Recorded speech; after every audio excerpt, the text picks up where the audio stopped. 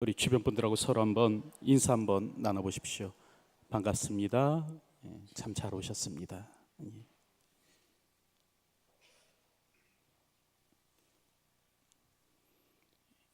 교회는 이 땅을 지나가는 나그네이죠. 이 땅에서의 영광을 구하는 사람들이 아닙니다. 교회의 영광은 하늘에 있습니다. 하늘의 영광을 소망하며 이 땅을 나그네처럼 살아가는 자가 오늘 우리들인 것입니다. 그래서 영국의 유명한 기독교 변증학자 이 C.S. 루이스가 그런 말을 하지 않았습니까? 하늘의 목적을 두라. 그러면 땅을 자연히 얻을 것이다. 땅의 목적을 두라. 그러면 아무것도 얻지 못할 것이다. 그런 말을 했습니다. 여러분, C.S. 루이스에 의하면 이 위대한 업적을 이룬 사람들은요, 땅에만 집중한 사람들이 아니라는 거예요. 그들의 가슴에는 하늘이 담겨져 있었다라는 것이죠. 근데 이는 베드로 역시도 마찬가지였습니다. 여러분, 요한복음 21장을 보면 이 부활하신 예수님께서 베드로를 찾아가지 않으십니까? 그리고 물으십니다. 내가 이 사람들보다 나를 더 사랑하느냐? 그때 베드로는 내가 주님을 사랑하는 줄 주께서 아시나이다 라고 대답합니다. 그때 예수님께서 사명을 맡기시죠. 내 어린 양을 먹이라, 내 양을 치라, 내 양을 먹이라 말씀하십니다. 그런 후에 성경을 보면요, 예수님께서는 이런 베드로에게 베드로의 앞날, 베드로의 운명에 대해서 예고하십니다. 뭐라고 말씀하시는가? 내가 진실로 진실로 내게 이르노니 내가 젊어서는 스스로 띠띠우고 원하는 곳으로 다녔거니와 늙어서는 내 팔을 벌리리니 남이 내게 띠띠우고 원하지 아니하는 곳으로 데려가리라. 이런 말씀을 하시는 거예요. 여러분, 이런 말씀은 예수님께서 베드로의 죽음이 어떠할 것인가에 대한 예고입니다.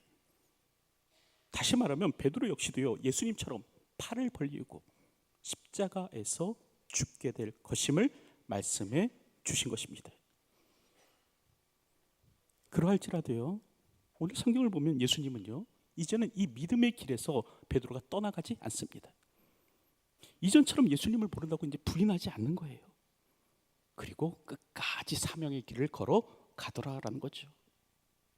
이 땅에서의 삶의 마지막은 십자가의 죽음이라는 이 참혹한 운명이 결정지어 있음에도 불구하고 베드로는요, 그 믿음의 여정을 포기하지 않더라는 거예요. 까닭이 무엇입니까? 베드로가 부활하신 주님을 만났거든요. 부활하신 주님의 영광을 보았거든요. 이 땅에서의 삶이 전부가 아니고 죽음 이후에 삶이 있다는 것을, 생이 있다는 것을 알게 되었거든요. 이제 베드로는 하늘의 영광을 볼 줄 아는 사람이 되었습니다. 아버지 하나님 나라에서 하나님께서 주시는 성도의 영광이 무엇인지를 아는 자가 될 수 있었기 때문에 그렇습니다. 그래서 오늘 본문을 보면 그 나타날 영광, 또 시들지 않는 영광의 관, 이런 말을 사용하고 있는 것 아닙니까? 여러분, 베드로는 하늘을 주목할 줄 아는 사람이었습니다. 나타날 영광, 주님 오시는 그때 오늘 성도에게 주어질 그 영광이 무엇인지를 바라볼 줄 아는 사람이었고, 시들지 않은 영광의 관을 사모하는 사람이었다라는 겁니다. 그러기에 죽음이 예고되어 있을지라도요, 끝까지 믿음의 길을 걸어갔던 겁니다. 특별히 오늘 본문을 보면 이런 베드로가 이제는 이 그리스도인 지도자들을 향해서 다시 한 번 더 권면을 하는데요, 오늘 우리가 읽은 본문 1절을 보면 다음과 같이 기록하고 있죠. 너희 중에 장로들에게 권하노니 라고 그렇게 기록하고 있습니다. 여기서 이 장로라는 말은요, 헬라어로 프레스비테로스라는 단어인데요, 여러분, 그 뜻은 연장자입니다. 연장자. 그리고 영어로는 이제 엘더이죠. 우리가 알다시피 이 사도 베드로가 활동할 당시의 이 교회는 여러분 신생교회였습니다. 다시 말하면 갓 태어난 갓난아기와 같은 교회였습니다. 그렇기 때문에 지금과 같은 이제 교회의 직제나 여러분 조직은 없었습니다.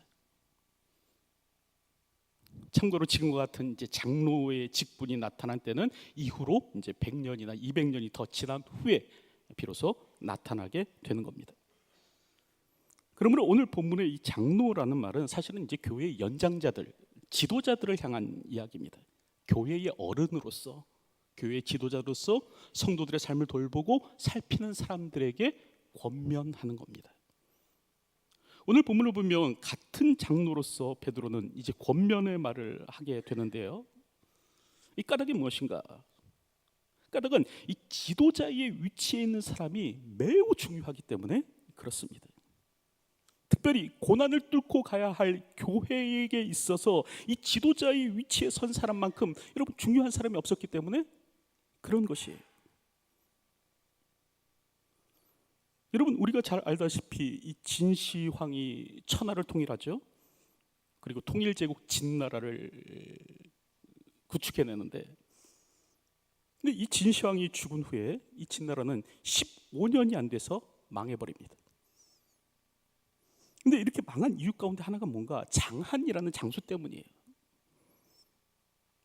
당시 이 진나라의 조정은 환관이었던 이 조고라는 농간에 의해서 놀아났습니다. 이 간신이었습니다. 그렇기 때문에 이제 진나라가 다시 살려면 이 조고 간신, 이 조고를 죽여야 되는데 여러분 장한이 그렇게 하지 않는 거예요. 그리고 반란군과 싸움만 벌이다가 결국 이 초나라의 항우에게 항복합니다. 20만 대군을 끌고 항복하는 거예요. 하지만 당시 항우는요 식량난을 겪고 있는 상태였습니다. 그러니까 자신의 병사들에게도 먹을 것을 주지 못하는 상태였어요. 근데 20만 명의 군대가 들어온 겁니다. 결국 어떻게 하는가? 항우는 장한이 끌고 온 진나라의 모든 군사를 다 몰살시켜 버립니다. 결국 장한으로 말미암아 20만 명이 넘는 사람들이 그냥 무의미한 죽음을 죽게 된 것이에요. 여러분 이렇듯 어떤 지도자를 만나냐에 따라서 사람의 삶과 죽음이 결정되는 때가 있습니다. 또 행복과 불행이 결정되죠. 이는 여러분 사업의 세계에서도 마찬가지입니다. 오늘 우리가 잘 아는 전설적인 경영인 아이아코카에 대해서 오늘 우리가 잘 알고 있지 않습니까? 그는 과거 크라이슬러사를 기적적으로 회생시킨 그런 인물이죠. 그 크라이슬러의 그 최고 경영인이 되었을 때, 그때 그날 이 크라이슬러는 최대의 적자를 기록했다고 합니다. 이 보고를 받고요, 아이아코카가 지금이 최악이니 더 이상 나빠질 수는 없겠구나, 그렇게 말했다고 해요. 그리고 회사 살리기에 돌입합니다. 뼈아픈 개혁을 단행하는 거죠. 말 그대로 막 살가죽을 벗기는 것 같은 고통을 참으면서 개혁을 진행합니다. 여러분 그리고 마침내 크라이슬러의 회장이 된 지 7년 만에 고질적인 부채 15억을 다 일시에 갚아버리고 7억 달러의 순이익을 남기는 신화를 일궈냅니다. 여러분 이렇듯 비즈니스 세계에서도 지도자의 역할이 굉장히 중요하다는 거예요. 근데 이는 고난의 폭풍을 뚫고 나가야 할 교회 역시도 마찬가지다라는 것이죠. 그래서 오늘 본문을 보면 베드로는 무엇을 하는가? 이 교회의 지도자의 위치에 있는 사람들에게 편지하는 겁니다. 당부하는 거죠. 여기서 베드로는 뭐뭐 하지 말고 뭐뭐 하라라는 형식의 말로 세 가지를 당부하고 있는데요. 첫째로는 억지로 하지 말고, 하나님의 약물을 치되 억지로 하지 말고 자원함으로 하라라고 그렇게 당부합니다. 여러분 그것이 2절 상반절에 기록되어 있죠. 2절 상반절 말씀을 보면 너희 중에 있는 하나님의 약물을 치되 억지로 하지 말고 하나님의 뜻을 따라 자원함으로 하며 라고 이렇게 말씀하는 겁니다. 여러분 여기서 이제 양무리를 치다라는 말은 여러분 양무리를 돌보다라는 말입니다. 잃어버린 양을 찾고 쫓긴 양으로 돌아오게 하고 상한 양을 싸매어주고 병든 양을 고쳐주고 살찐 양과 강한 양을 공의로 다스리는 그런 것을 뜻하는 겁니다. 자기만 먹고 자기 배만 채우려고 하는 이런 살찐 양과 강한 양을 공의로 다스리는 것, 이것을 뜻하는 것이죠. 근데 이와 같은 일을 할 때 억지로나 부득이함으로 하지 말라는 거예요. 특별히 여기서 억지로라는 말이 고린도전서 9장 16절에서는요, 여러분 부득불이라는 말로 번역되어 있습니다. 어쩔 수 없이 하지 말라, 부득불하지 말라는 거예요. 특별히 고린도전서 9장을 보면 이 부득불과 관련해서 바울이 무슨 얘기를 하냐면, 이렇게 부득불하는 것, 억지로 하는 것은 죄가 되는 것은 아니지만 만약에 그렇게 한다면 상급은 받지 못한다. 여러분 그런 말을 고린도전서 9장에서 합니다. 하나님께서 맡기신 일을 억지로라도 오늘 우리가 수행해야 하는 것이 맞지만, 그러나 그렇게 억지로 하면 하나님께서 주실 상급이 별로 없다, 그런 말을 하는 거예요. 근데 이는 베드로 역시도 이제 같은 말, 동일한 말을 합니다. 그래서 오늘 보면 4절 말씀을 보면 무슨 얘기합니까? 시들지 아니하는 영광에 관한 얘기를 하잖아요. 그것이 월궤관이든 그것이 금관이든 이 땅에서 얻는 관은 썩고 없어질 것이지만 하나님께서 우리에게 주실 관은 영원한 것이다. 시들지 않은 영광의 관이다. 이 관이 있다라는 거예요. 그러면서 베드로는 권면하기를 억지로 하지 말고, 그러므로 억지로 하지 말고 자원하는 심령으로 하라 라고 그렇게 권면하는 것입니다. 여러분, 혹시 하나님께서 나에게 맡기신 일이 있으십니까? 교회를 섬기고 구역을 섬기고 예배를 섬기고 또 주일학교를 섬기고 하도록 하셨습니까? 그렇다고 한다면 여러분 다시 한 번 더 힘을 내셔야 된다는 거예요. 힘을 내시고 하나님의 뜻을 따라서 이 자원함으로 맡겨진 사명을 감당해야 합니다. 자원함으로 끝까지 이 사명을 붙들고 이 사명을 지켜 나가야 된다는 것이죠. 존 스티브 아쿠아리라는 사람이 있었습니다.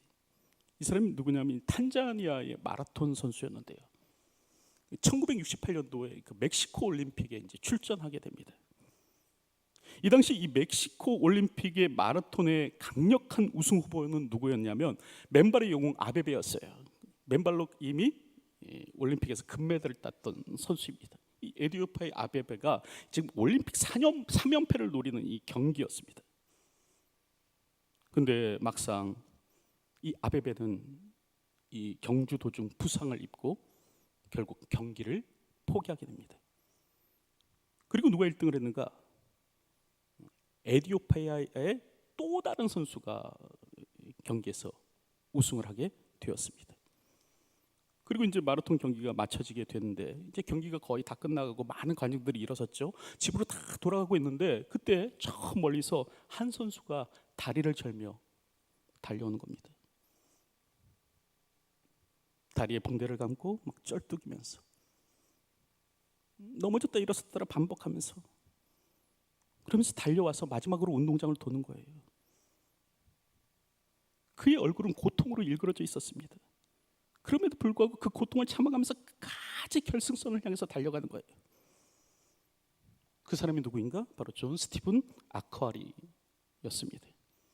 그 역시도 달리기 도중 부상을 입어갖고 달릴 수 없는 상황이었던 거예요. 그럼에도 불구하고 끝까지 경기를 포기하지 않더라라는 거죠. 그 사람이 결승선을 통과했을 때 많은 사람들이 몰려왔습니다. 그리고 물었죠. 왜 이런 심한 부상인데도 경기를 포기하지 않았던 겁니까? 포기하지 않습니까?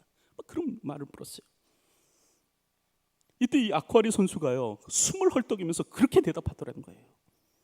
내 조국인 나를 이곳에 보낸 것은 단지 경기를 출발하라고 보낸 것이 아니라 경주를 끝마치라고 이곳에 보낸 것입니다. 그런 말을 하더라는 거예요. 여러분, 하나님께서 오늘 우리로 이곳 이 자리에 부르신 것은 단지 믿음의 여정을 시작하라고 부르신 것이 아니라, 여러분 아무리 어렵고요, 아무리 힘들어도요, 그 믿음의 여정을 끝마치라고 오늘 우리를 부르신 것입니다. 그러므로 오늘 우리는 끝까지 포기하지 말아야 되고, 특별히 이렇게 오늘 우리가 믿음의 여정을 걸어갈 때 자원함으로 걸을 수 있어야 된다는 겁니다. 그럴 때 하나님의 시들지 아니하는 영광의 간이 우리에게 주어질 것이다 라고 오늘 성경은 말씀하고 있는 것입니다. 둘째로 오늘 본문을 보면 이 베드로는요, 무엇을 당부하는가? 양무리를 치되 더러운 이득을 위하여 하지 말고 기꺼이 하라 라고 권면합니다. 그래서 2절 하반절 말씀을 보면 그렇게 기록하고 있죠. 더러운 이득을 위하여 하지 말고 기꺼이 하며 라고 말씀합니다. 여기서 이제 더러운 이득을 위하여라는 말은 탐욕을 위해서 탐욕적으로 그런 일을 하지 말고, 특별히 여기서 이제 기꺼이 하라라는 말을 직역하면 여러분 열정적으로라는 말입니다. 열정적으로 그 일을 하라라는 것입니다. 탐욕을 위해서가 아니라 열정을 가지고 일하라, 그런 말씀을 하는 것이죠. 간혹 이 보통의 교회를 보면, 여러분 우리 교회는 전혀 그렇지 않고요, 간혹 다른 교회를 보면 교회에 등록하는 목적이 무엇인가, 개인적 이득을 위해서 등록하는 분이 계십니다. 그러니까 예를 들면 이제 정치적 이득을 위해서 선거철에 이제 표를 의식하고 큰 교회니까 등록하거나, 또 뭐 경제적 이득을 위해서 이제 새로 가게를 오픈하고 어떻게든지 가게를 좀 홍보차, 이렇게 교회를 찾으시는 분이 간혹 계시죠. 하지만 교회는 그런 곳이 아닙니다. 교회는 주께서 피 흘려 세우신 기관이에요. 베드로전서 1장 2절을 보면 예수님께서 친히 피 뿌려 구원하여 내신 공동체, 믿음의 공동체가 교회라고 말씀하고 있습니다. 교회는 그리스도의 몸이에요. 그러므로 오늘 우리가 사랑함으로 섬겨야 할 대상입니다. 교회는 나의 사리사욕을 채우는 그런 단체도 아니고요, 교회를 이용해서 뭐 내가 좀 치부하렸다, 뭐 그 교회를 위해서 또 명예를 얻으려고 해서는 안 된다는 거죠. 오늘 본문을 보면 그렇게 하지 말라는 거예요. 사적인 이득을 위해서, 더러운 이득을 위해서 그렇게 하지 말라는 거예요. 그리고 또 뭐라고 말씀하시는가? 사적인 이득을 위해서 하지 말고 기꺼이 하라. 다시 말하면 열정적으로 섬겨라, 그렇게 말씀합니다. 여기서 기꺼이라는 말은 열정적으로라는 말이라고 했어요. 여러분 오늘 우리가 교회를 섬김에 있어서 필요한 것이 무엇인가? 열정입니다. 그래서 이 시대의 최고의 기독교 작가로 평가받는 필립 얀시가 여러분 그런 말 하지 않았습니까? 많은 신앙의 위인들에게 있어서 한 가지 공통점이 있다. 그것은 그들의 성공이나 승리가 아니라 그들이 열정을 가지고 있었다는 사실이다. 이런 그런 말을 했어요. 그러니까 필립 얀시에 의하면 신앙의 위인들에게 있어서 공통점은 뭐냐면 그들의 승리가 아니라는 거예요. 그들의 성공이 아니라는 거예요. 그들이 세상에서 어떤 세속적 성공을 거둬냈느냐, 이게 아니라는 거예요. 신앙의 위인에게 있어서 볼 수 있는 것은 무엇인가? 그리스도와 교회를 위해서 자신을 불사르는 삶, 이 뜨거운 열정이 저들의 마음 가운데 있더라는 거예요.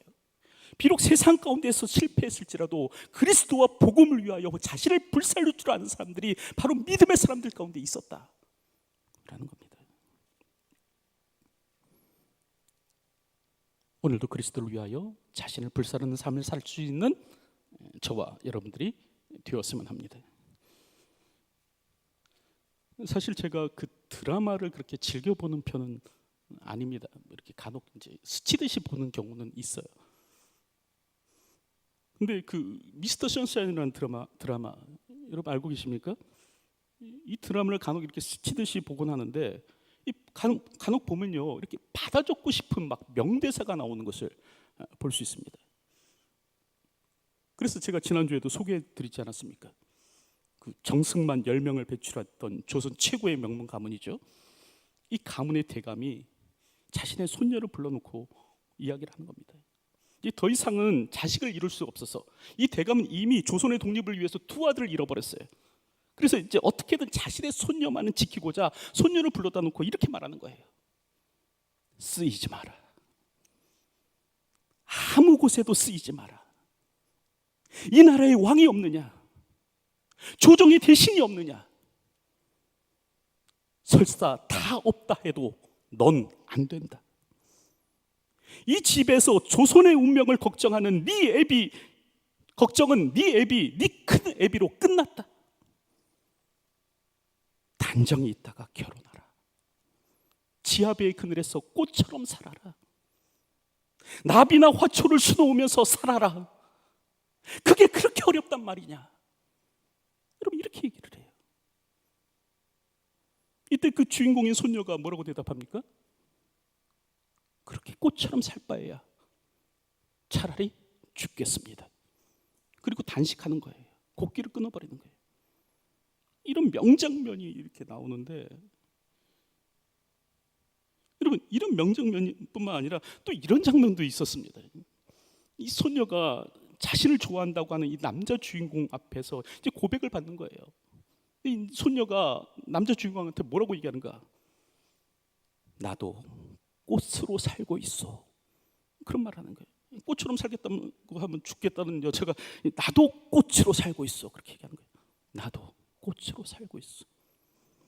다만 나는 불꽃이요. 환하게 뜨거웠다가 지려하오. 불꽃으로 죽는 것은 두려우나 난 그리 선택했어. 그렇게 말하는 거예요. 자신을 좋아한다는 이 주인공 남자의 마음을 받아들이지 못하고 나는 조선의 독립을 위해서 불꽃처럼 타올랐다가 불꽃처럼 사라지겠다. 그렇게 얘기하는 거예요. 이 장면을 보고 너무나 부끄럽고 사실은 창피했습니다. 난 도대체 어떻게 살아가고 있는가? 꽃처럼 살기를 원하는가? 불꽃처럼 살기를 원하는가?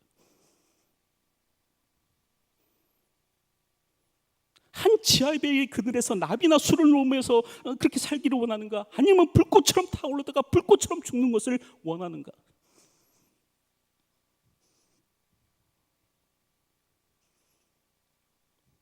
오늘도 그리스도를 위하여 뜨겁게 불타오르는 삶을 살아가시는 저와 여러분의 삶이 되었으면 합니다.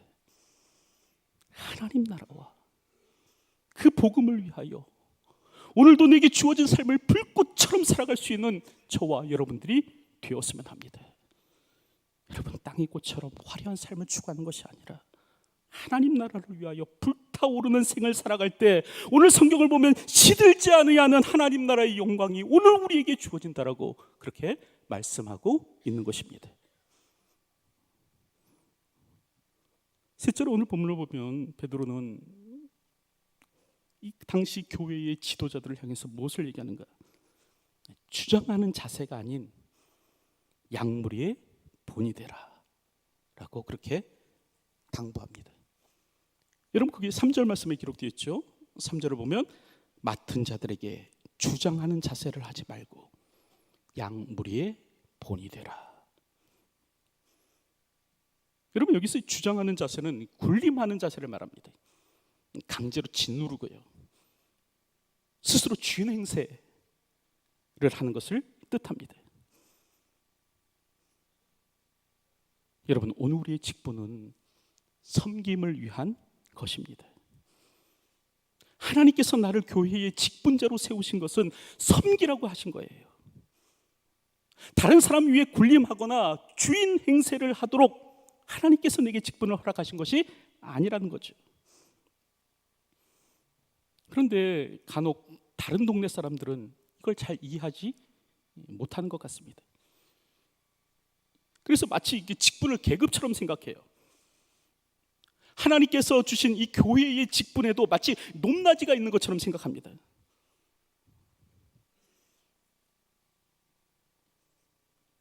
김동훈 목사님이 크리스천 스타트라는 책을 보면 이런 에피소드가 기록되어 있는데요.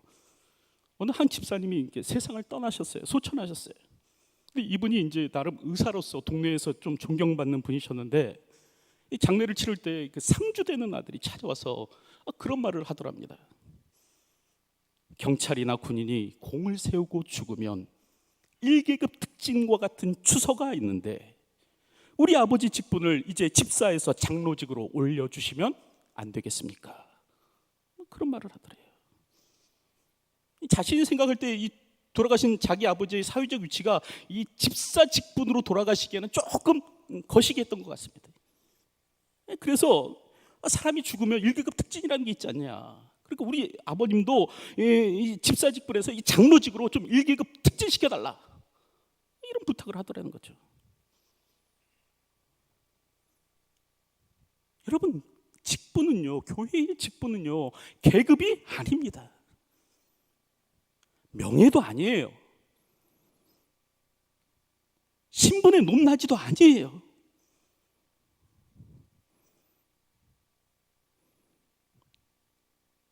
교회의 직분은 책임의 크기입니다. 그리고 섬김의 크기예요. 다시 말하면 중직자라는 말은 무슨 말이냐면 더 많이 책임지라는 말이에요.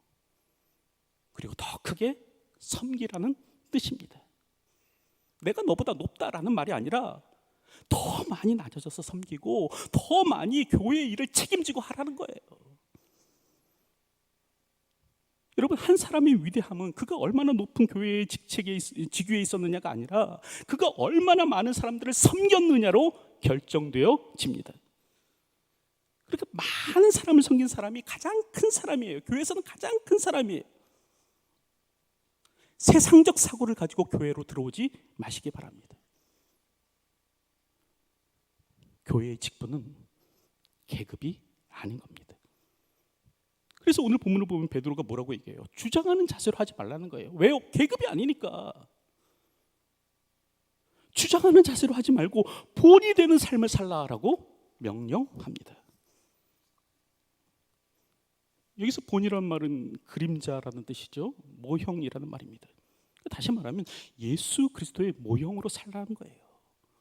제자들을 위해서 친히 수건으로 허리를 동이시고 제자들의 발을 씻기셨던 그 예수님처럼 살라는 겁니다.